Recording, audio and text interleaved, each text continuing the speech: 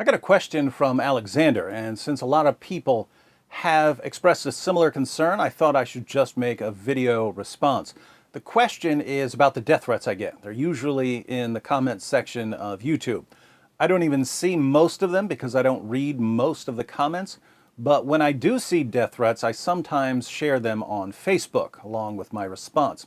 Alexander writes, I heard Dr. James White say that he questions the wisdom in showing these threats. What would you say to that?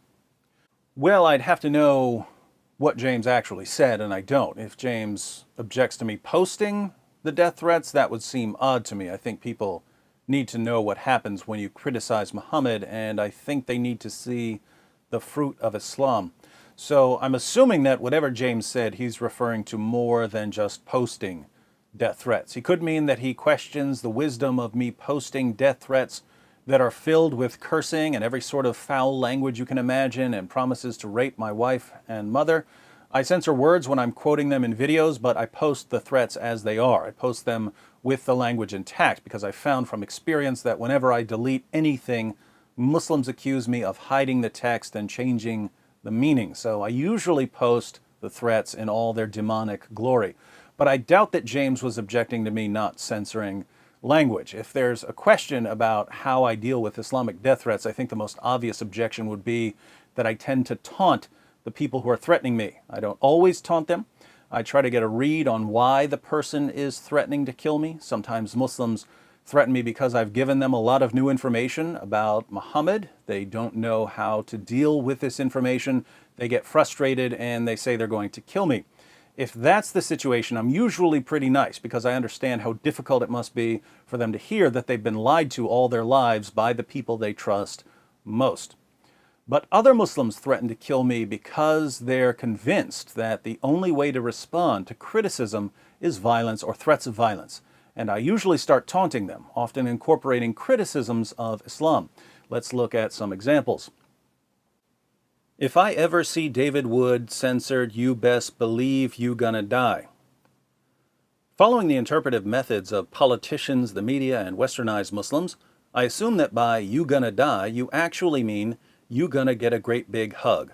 I can't wait. Please follow my speaking schedule so you can give me the hug I so richly deserve for all of the loving things I say about your false prophet. You don't know anything about Islam, and if could kill you, I would. If you want to kill me, take a number and wait your turn.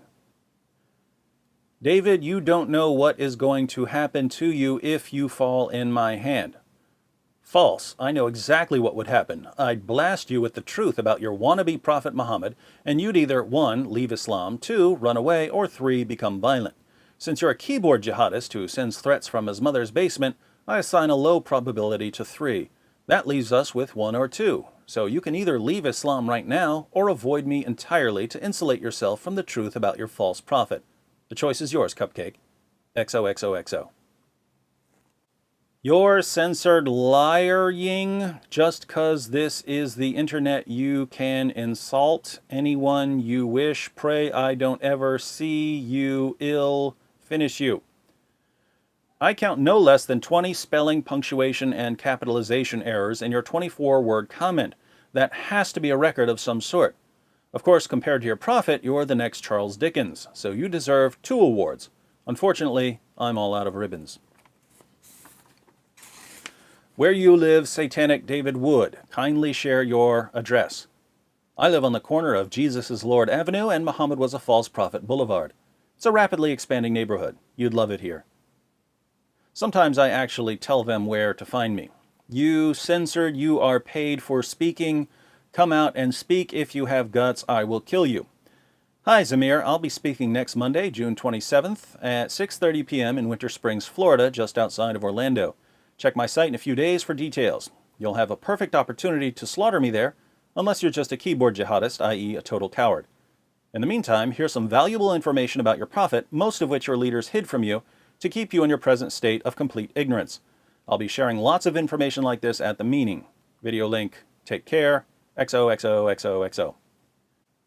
David Wood, you're full of censored like always. Can't wait till I see your ugly pig face in the street. Maggot, leave your house, David, you coward.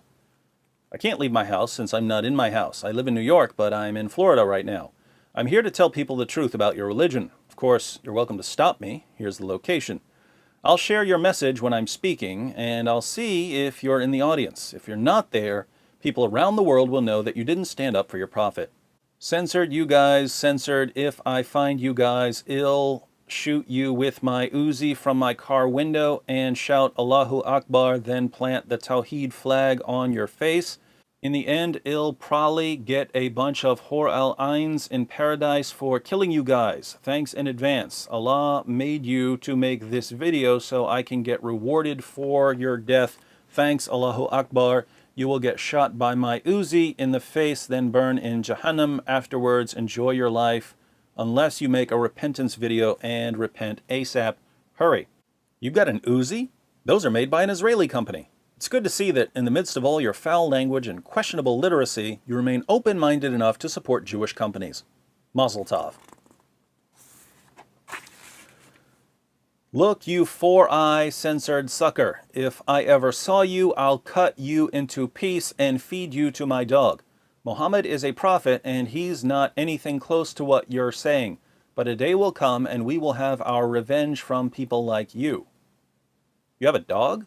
Sahih al-Bukhari, 3322. The Prophet said angels do not enter a house which has either a dog or a picture in it. Sahih al-Bukhari, 3323. Allah's messenger ordered that dogs should be killed. I guess you don't take your Prophet's words any more seriously than I do. Say hi to your dog for me. Lol. Censored, you both take down this video immediately. I'm not kidding. Who gave you the right? I will send F-16 Figheter jets to bomb your satanic studio. Haha, goodbye. My leprechaun will protect me from your imaginary F-16s. Act 17 Apologetics. Censored, I censored you up. You watch your mouth before you get shoot. Censored, censored. If I see you down street, I will kick your censored. You kiss the black stone with that mouth? I want to censored your mother and burn you a line on top of her. Hi, LinkZR001. I see that your channel is filled with Islamic videos, so you and I both know where you're getting your inclination to rape my mother and burn me alive on top of her. By the way, I assume you meant alive and not a line, since spelling clearly isn't your strong suit. The Quran and Hadith are filled with passages promoting the rape of non-Muslim women. Just so you know, however, there is some disagreement among Muslim scholars on the matter of burning people alive. Although Abu Bakr and Ali both burned people alive, Ibn Abbas claimed that Muhammad said, "Do not punish with Allah's punishment." And Ibn Abbas interpreted this to mean that Muslims shouldn't burn people to death, but should behead or crucify them instead. So, if you favor Abu Bakr's opinion, you'll clearly want to burn me. But if you favor Ibn Abbas's interpretation, you should consider an alternative. Of course, the best alternative is to abandon your belief in the false prophet who has convinced you that such revolting behavior is the will of God. Turn to the true Lord, Jesus Christ, who can set you free from your desires to rape women and burn men. These are usually from men, but occasionally a girl jumps in. Oh, how I wish to see this guy one day. I would, wallahi, kill him. If he is lucky, he better stay home and talk behind the screen. Jahil. Hi, Layla. I'm not sure how you're going to kill me. You couldn't succeed at a direct physical attack, since your prophet called women glass vessels, meaning you're exceptionally weak and fragile. Sahih al-Bukhari, 6161. So you'd probably just fall over if you tried to choke me or stab me. That means you'd have to carefully plan some way of murdering me. Unfortunately, your prophet said that women are intellectually deficient and stupid. Sahih al-Bukhari, 2658. So any sort of planning would end in complete and hilarious failure. Of course, I'd try to talk you out of killing me by showing you the right path, but your prophet declared that women are immoral and that most of the inhabitants of hell are women. Sahih Muslim, 142. So, according to your prophet, you probably can't even understand moral reasoning. Sad that your religion puts you in such an awful state, wanting to kill but utterly incapable of doing anything about it and never able to find a better way. For more on women in Islam, watch this video link. So, should I be taunting these jihadis? I'm going to have to say, yes, there are some general reasons someone might want to take an aggressive approach with jihadis. For instance, I found from experience that the more aggressive Muslims tend to respect a more aggressive approach. especially keyboard jihadis. They're like betas looking for an alpha. Be the alpha, and you're in their heads forever. Also, the only way many jihadis know how to deal with problems is with violence or threats of violence. The only way they're going to get past threats and intimidation is if they come to realize that it doesn't work. So the more people who laugh at their threats, the sooner we can have some sort of meaningful discussion. Beyond this, I think that taunting jihadis is better for the jihadis themselves. The reason these guys lose their minds whenever someone says anything critical of Muhammad or the Quran is that they have extremely thin skin, and Islam encourages them to have tissue paper thin skin. This is why they riot over cartoons. But human beings can get used to anything, and I think that if jihadis are exposed to enough criticism, they can learn to live with it. Again, this is better for them, not just for us. So those are some of the general reasons for being aggressive with jihadis. When I'm taunting jihadis, though, I have additional considerations in mind. To understand my reasoning, we have to go back to 2009 and 2010. In 2009 and 2010, Nabil and I were having some problems with the city of Dearborn, Michigan, and some people started threatening us. And Christians would ask me, "Aren't you scared they're going to kill you?"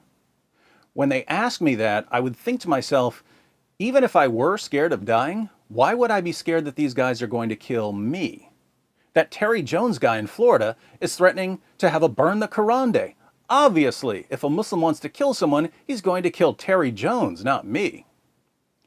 But at the same time, there was something different between, on the one hand, Terry Jones, and on the other hand, some of the former Muslims I knew. Muslims today can scream all they want that Nabil wasn't a real Muslim, but when we went somewhere, Muslims would surround him and bombard him with arguments. They weren't worried about me. Why were they flipping out over Nabil? So I didn't take death threats seriously at all because I knew that there were much more important targets than me. But I also knew that Muslims are generally far more upset over former Muslims than they are over non-Muslims. I felt pretty safe, but I was never really sure that my friends who were former Muslims were safe. What's a Christian to do when he realizes that his friends are in more danger than he is? In John 15:13, Jesus said, "Greater love has no one than this, that he lay down his life for his friends." There are lots of ways you might lay down your life for your friends. A soldier might throw himself on a grenade. A missionary might lay down his life to bring the gospel to dangerous areas. But if you've got friends who are under a death sentence for leaving Islam, the best way to lay down your life for them is to make sure you're always a more attractive target in the eyes of people who want to kill them. If a jihadi decides he wants to kill someone, as long as you pop into the jihadi's head before your friends do, your friends are pretty safe. So, how do you get inside a jihadi's head? Easy. You tell him that, according to Muslim sources, Allah commits more shirk than anyone in history and is therefore destined for hell. Shirk is the worst possible sin. You commit shirk when you swear by something other than Allah. Since Allah swears by everything seen and unseen, Allah has committed more shirk than anyone else. And because Allah knows more than anyone else, He's more responsible than anyone else when He commits the worst possible sin over and over and over. According to Muhammad and the Quran, then, Allah is the worst sinner, the most wicked idolater, the most despicable mushrik who's ever existed. You make fun of his prophet for dressing up in his child bride's nightie. The Muslim sources contain more than 30 references to Muhammad wearing women's clothing. Do not injure me regarding Aisha. The revelation does not come to me when I am in the garment of any woman except Aisha. This hadith raises a lot of questions, among them, what in the name of RuPaul is Muhammad doing wearing women's clothes? Muslims are now patrolling the streets of London to enforce the revelations Muhammad received while prancing around in his child bride's nightie. You show him that if he takes the arguments of his favorite apologists seriously, the only conclusion to draw is that Allah is a mouse. If you Muslims believe in Zakir Naik's reasoning, you haven't proved that Muhammad is a prophet. You prove that Allah is a mouse, and you prove that God, the mouse, will profane and disgrace Muhammad.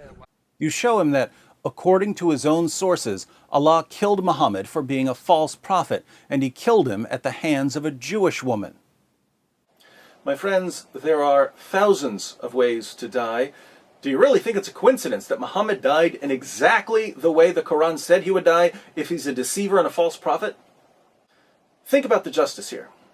The justice is just a little too poetic. This can't be a coincidence. Muhammad did more than anyone else in history to provoke hatred against Jews. Muhammad did more than anyone else in history to oppress women. Muhammad told his followers that women are stupid. And then Muhammad died a miserable, humiliating, wretched death after being outwitted by a Jewish woman. So God didn't merely disgrace Muhammad by severing his aorta, thereby identifying him as a false prophet. God added to Muhammad's degradation by severing his aorta through the hands of a Jewish woman seeking vengeance against the man who had brought her community nothing but death and rape. You send him a video from inside the Kaaba. You remind him that it's a pagan shrine, and you tell him to think about you inside it whenever he bows down to pray. Hello everyone. As you can see, this message is coming to you from inside Islam's holiest site, the Kaaba. The bad news is that if you're a sincere Muslim, you've been bowing down 5 times a day to a pagan temple that Muhammad strong-armed from the polytheists of Mecca.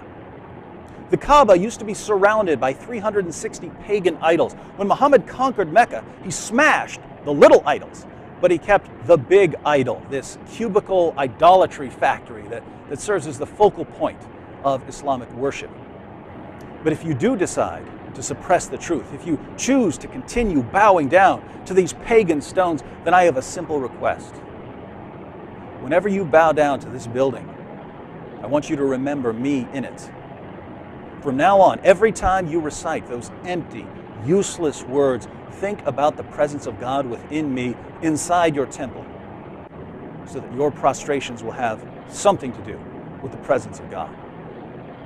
But when you do all that, something else happens. You start getting messages from people who are leaving Islam. Some of them become Protestants, some of them become Catholics, some of them become atheists or agnostics. But they send you messages telling you that they left Islam because of your videos. And now you've got even more people who are under a death sentence, and you're partly responsible. Their lives are now more dangerous because they listen to you. So what do, especially when Islam is getting more and more violent and aggressive by the day? You dig even deeper inside the heads of the jihadis. So the jihadis send you even more threats, promising to kill you and mutilate you and burn you alive and rape your wife and mother and sister. But every message they send is only further confirmation that you're inside their heads. So you respond by making fun of their spelling and grammar, making fun of their ignorance, making fun of their cowardice, making fun of their prophet. Deeper and deeper you dig, until you're so deep inside their heads you keep tripping over their brain stems. Eventually, you're getting non-stop threats, non-stop abuse, non-stop insults. But when you wake up every morning and you read the threats and the abuse, and you're still alive, you're pretty sure all your friends are safe. Sometimes you take a screenshot and post the threat along with your hilarious response, and then Christians send you a message saying you're being unwise. And you think to yourself, am I? Or am I being so wise I just blew your mind?